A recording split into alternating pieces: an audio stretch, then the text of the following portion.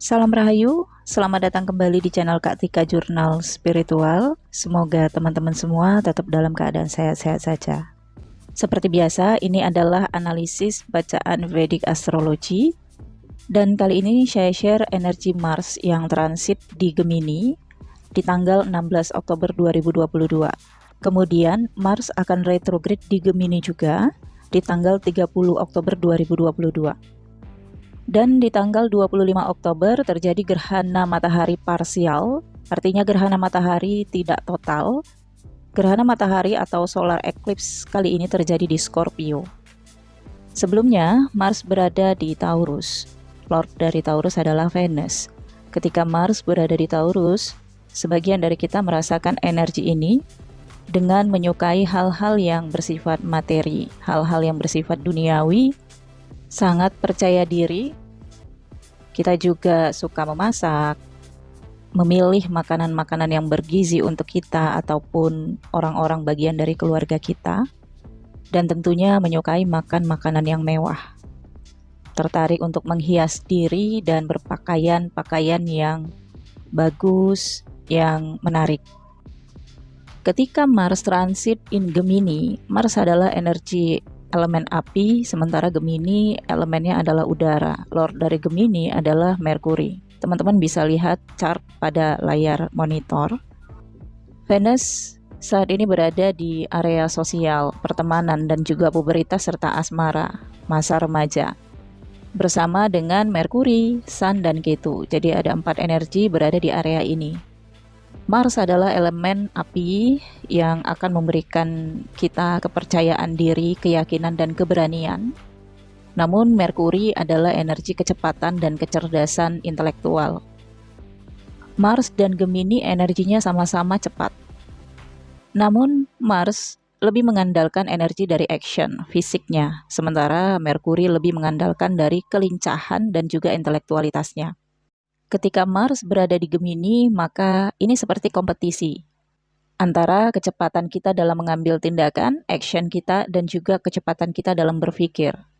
Pada periode ini tentunya kita harus mengandalkan keduanya, yaitu keberanian kita dalam mengambil keputusan dan tindakan, dan juga berpikir secara intelektual. Artinya berpikir secara analisis. Namun kelemahannya, Mars terkadang impulsif, terlalu berlebihan, dan sering mengandalkan kemampuan. Energi Mars yang membakar mudah terprovokasi dan mudah tersulut emosi dengan asumsi-asumsi yang difikirkan sendiri. Mengenai asumsi-asumsi dari Mars, lihat di angka 11, itu adalah Aquarius, dan ada Neptunus retrograde di sana. Neptunus di Aquarius, energinya adalah manipulasi, tipu daya, angan-angan, imajinasi, dan hal-hal yang sifatnya tidak nyata. Artinya, ketika kita memikirkan sesuatu dengan asumsi-asumsi kita, sebenarnya itu tidak nyata. Saat ini, kita memang dibuai dengan angan-angan di masa depan. Sebagian dari kita berangan-angan untuk nasib percintaannya ke depan, atau angan-angan tentang keuangan, pekerjaan ataupun bisnis masing-masing dari kita merasakan energi Neptunus di Aquarius saat ini. Sehingga ketika kita terlalu percaya dan tenggelam dalam asumsi, angan-angan, dan imajinasi kita yang dipengaruhi oleh Neptunus yang retrograde in Aquarius ini, kita akan mengekspresikannya dengan kepercayaan diri, keyakinan diri. Kita akan mengejarnya, dan inilah impulsifnya dari energi Mars. Mars bisa mendominasi energi kita dengan konflik, perdebatan, dan apatis karena itu adalah sifat dari Mars. Apapun nasihat-nasihat dari orang lain tidak akan kita dengarkan.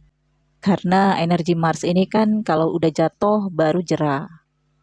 Satu sisi energi Mars ini adalah energi petarung, warrior, yaitu mengandalkan kekuatan fisik, kemampuannya dalam berstrategi dan menjatuhkan lawan. Mungkin saat ini kita merasakan pengalaman kita di masa sebelumnya sudah berhasil beberapa kali memenangkan pertarungan dalam kehidupan kita. Dan imajinasi ini juga yang diinput oleh Neptunus retrograde in Aquarius di dalam pikiran kita. Namun apabila kita lebih mendominasi energi Merkuri, yaitu intelektualitas, maka kita akan lebih menganalisis, berpikir dulu sebelum kita bertindak. Kita akan lebih mengutamakan perdamaian dan negosiasi, karena Merkuri adalah energi negosiator. Bukan mengandalkan otot, tapi mengandalkan otak. Ini adalah jalan yang terbaik. Bagi teman-teman yang menonton video ini, pasti akan mendapatkan manfaat ketika teman-teman nanti berada di situasi ini, teman-teman akan lebih mengikuti energi dari Merkuri, karena itu adalah solusinya. Tetapi ketika kita mudah tersulut oleh emosi, provokasi, maka kita akan merasa yakin untuk menang, untuk memuaskan diri kita. Masalahnya adalah ketika nanti Mars retrograde di tanggal 30 Oktober, barulah kita menyadari bahwa kekuatan kita ternyata bukan apa-apa. Jadi, apabila sebagian dari kita yang sangat dipengaruhi oleh energi Mars ini, sehingga sampai adu otot dan bertindak sangat berlebihan, maka ketika periode Mars retrograde di tanggal 30 Oktober, barulah datang penyesalan itu ketika bisa berpikir dengan lebih bijak dan berpikir lebih analisis. Kemudian area apa saja yang dipengaruhi oleh Mars in Gemini kali ini? Yaitu area jiwa-jiwa remaja atau jiwa anak-anak. Kebanyakan dari kita akan terpengaruh oleh energi childish. Teman-teman bisa lihat Venus berada di area itu, Sun dan Merkuri juga, serta Ketu. Dan bentuk trine dari Gemini, Libra, dan Aquarius, angka 3, 7, dan 11 ya, ini benar-benar energi yang sifatnya sangat labil. Kita akan merasakan sangat setia kawan. Kita akan merasakan rasa ingin membela komunitas kita, organisasi kita. Sikap idealis kita akan muncul karena 4 energi ini berada di Libra. Kita akan merasakan ideologi kita bangkit. Dan didukung pula dengan energi Mars, sehingga kita merasa percaya diri banget bahwa apa yang kita pikirkan adalah benar. Kita akan sangat lancar mengkomunikasikan apa yang kita inginkan. Ini gambarannya konfrontasi sampai nepuk-nepuk meja, saling ngotot, dan adu argumentasi. Padahal, lihat trine-nya di Aquarius dengan Neptunus yang retrograde. Orang-orang bijak, orang-orang yang berpikir sehat dan nyantai akan melihat kita sebagai seseorang yang terlalu berlebihan dalam mengekspresikan diri. Sebagian dari kita juga akan mengupayakan menempuh perjalanan untuk menyampaikan apresiasi kita. Lihat posisi Pluto dan Saturnus yang berada di angka 10 itu adalah Capricorn. Dia seperti penonton, dialah orang bijak itu, dialah sang guru. Dialah sang pemimpin. Dia tidak masuk dalam pengaruh energi Mars dan planet-planet lain yang berada dalam trine atau segitiga yang menghubungkan Gemini, Libra, dan Aquarius. Tetapi tetap saja, walaupun Capricorn tidak terlibat dalam energi Mars in Gemini ini, ada efek yang bisa dirasakan oleh Capricorn dan Saturnus, yaitu area keuangan, area pekerjaan, profesi, dan juga kehormatan serta nama baik. Jadi, Capricorn tidak akan mengambil keputusan mendadak saat ini. Dia bisa lebih nyantai dan lebih bijak, bahkan mungkin lebih menyelamatkan diri sendiri. Capricorn tahu kapan waktunya dia akan bertindak. Kemungkinan tindakan ini akan Capricorn ekspresikan setelah nanti Mars melemah, yaitu ketika retrograde di tanggal 30 Oktober. Disinilah Saturnus akan mengambil kendali. Energi Saturnus adalah energi pemimpin, maka satu-satunya produk dari pemimpin adalah sanksi atau hukuman yang akan diterapkan. Jadi di sekitar tanggal 16 Oktober sampai 29 Oktober, kita akan melihat para pemimpin, leader, orang tua kita, atau figur guru tidak akan mengambil tindakan dari energi kita yang dipengaruhi oleh energi Mars. Karena mereka tahu kalau saat ini kita sangat labil dan sulit untuk menerima nasihat. Tetapi di tanggal 30 Oktober nantinya, barulah leader, sang guru, orang tua, atau pemimpin akan mengambil tindakan tegas. Pada periode ini, beberapa dari kita akan merasakan kekhawatiran terhadap aspek keuangan kita, aspek hasil, investasi, harta benda yang kita simpan. Kekhawatiran ini bisa saja terarah ke deposito, tabungan. Kita mungkin akan menghadapi kebingungan dalam bentuk investasi apa yang terbaik untuk masa depan. Kemudian, sebagian dari kita juga akan merasakan kecantikan kita, kecerdasan kita, tidak akan terlihat, tidak akan mendapatkan apresiasi. Karena dilihat dari Venus dan Merkuri ada Sun dan Ketu. Cahaya Sun ini bisa menutupi kecantikan dari Venus dan kecerdasan dari Merkuri, sehingga kita tidak bisa dilihat dan sulit mendapatkan pengaguman serta apresiasi. Tentunya Sun akan lebih mendominasi. Lord dari Sun adalah Leo, angka 5, berada di area komunikasi. Artinya, orang-orang yang memiliki kecantikan, bakat, inovasi, bahkan kecerdasan intelektual, ini lebih terbelakang. Yang lebih ditonjolkan adalah orang-orang yang pintar dalam berkata-kata, lancar dalam berbicara dan berkomunikasi. Nah, orang-orang yang lancar dalam berbicara dan berkomunikasi ini sebenarnya tidak memiliki kecerdasan dan kecantikan. Kecantikan diartikan dalam etika dan attitude dari Venus. Jupiter retrograde berada di Pisces. Lord dari Pisces adalah Saturnus dan Neptunus. Neptunus retrograde in Aquarius. Jupiter adalah energi dari keberuntungan, abundance, kelimpahan, dan prosperity. Tetapi karena retrograde in Pisces, Neptunus juga retrograde in Aquarius, Saturnus berada di Capricorn, kita akan bisa merasakan benturan energi ini, di mana kita ingin mengambil kepemimpinan untuk manajemen keuangan kita sendiri. Kita sangat waspada terhadap orang-orang yang ingin masuk dalam manajemen keuangan kita, ingin mencampuri tentang pengeluaran ataupun pemasukan kita. Kita akan sangat detail dan fokus terhadap pemasukan dan keuangan kita.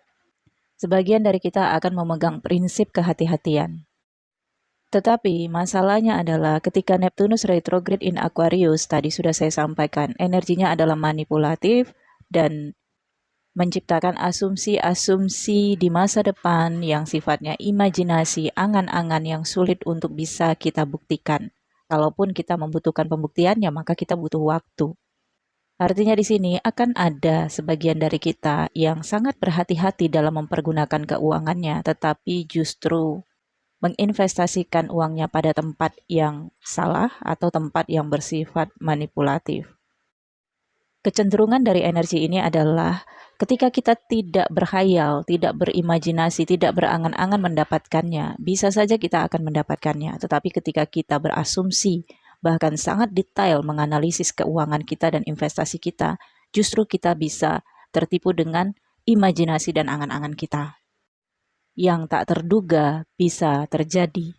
Yang kita pikirkan terjadi bisa tak terduga mengalami kegagalan.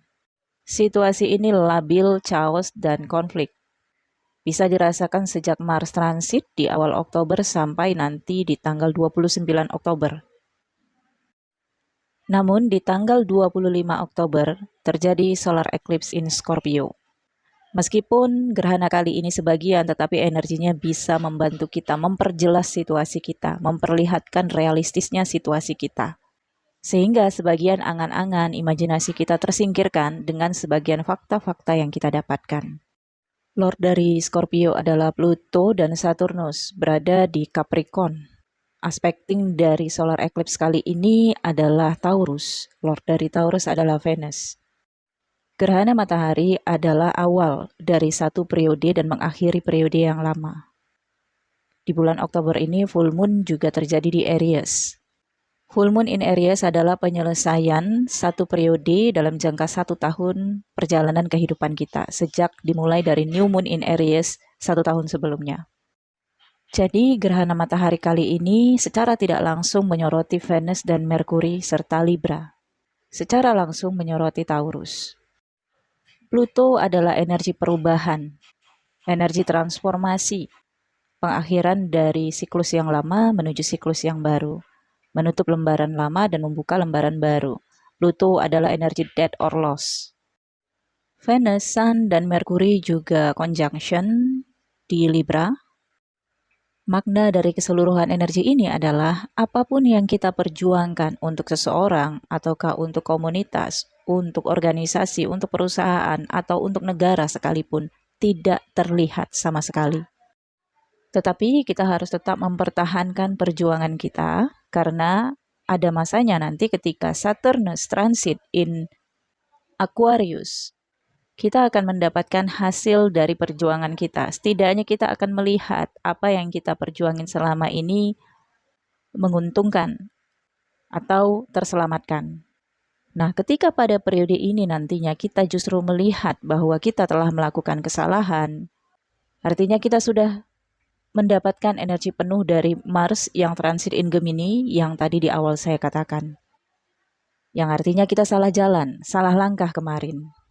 Tetapi jangan khawatir, kita masih bisa memperbaikinya. Namun segala konsekuensi ada, artinya Pluto di sini akan membuat perubahan besar dalam kehidupan kita.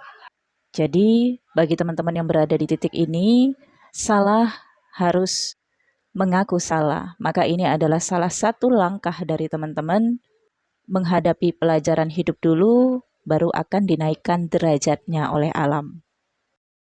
Saturnus dengan degree 24, ini adalah pengejaran kita, yaitu kita harus menghindari masalah yang dipengaruhi oleh Mars yang transit in Gemini. Terlihat ya dari Saturnus yang tidak terlibat dalam energi trine. Kalaupun kita sudah terlanjur terlibat dalam situasi chaos dan konflik ini, maka cara satu-satunya adalah menghindar dan menjauh, menarik diri. Moon adalah energi pengasingan, energi kekhawatiran. Saat ini wajar kalau kita khawatir terhadap diri kita, khawatir terhadap keluarga kita, dan khawatir terhadap keuangan-keuangan kita. Kita perlu berpikir keuntungan dan kerugian kita apabila kita terlibat terlalu dalam pada situasi ini.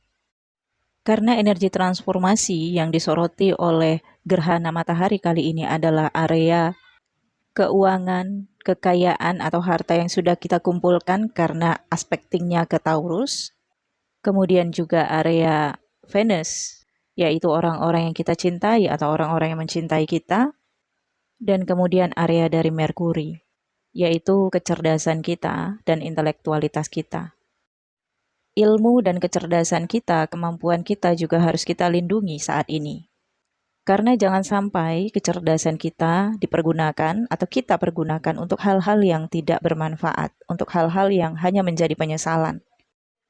Pada kesimpulannya, puncak energi ini akan kita rasakan di tanggal 16 Oktober sampai 29 Oktober, teman-teman. Semoga kita bisa menghindari energi chaos dan konflik ini dengan tetap memahami diri sendiri, memahami emosional diri, menjaga apa yang perlu kita jaga dan mempertahankan apa yang perlu kita pertahankan. Tetap berkreasi, tetap berinovasi, tetap tampilkan etika dan attitude. Tetaplah nge-share ilmu pengetahuan, kecerdasan, dan intelektualitas, walaupun saat ini tidak terlihat. Tetapi nanti ketika Saturnus transit in Aquarius pada bulan Januari 2023, dan Neptunus juga akan transit ke Pisces, jadi Saturnus tidak akan dipengaruhi oleh energi Neptunus. Pada urutan chart, Aquarius di houses ke-11 dan Saturnus adalah Karakas dari houses ke-11. Jadi Saturnus akan pulang ke rumahnya sendiri. Artinya siapa yang memimpin akan lebih bisa menentukan. Ketika kita sudah memimpin diri kita sampai di titik ini, maka kita yang menentukan. Orang lain atau pengaruh mereka tidak akan berpengaruh dalam kehidupan kita, kita akan semakin menguat. Kita memiliki posisi, kita memiliki nama baik, investasi kita aman. Dan kita akan menggapai apa yang kita kejar selama ini. Semoga bacaan kali ini bermanfaat, teman-teman. Jangan lupa di like, comment, share video ini. Silakan komen. Apa yang bisa saya jawab akan saya jawab. Jangan lupa mampir ke channel New Crystal Tarot Trader. Bagi teman-teman yang baru bergabung, jangan lupa di subscribe, like, dan komennya. Terima kasih. Sampai jumpa di video berikutnya.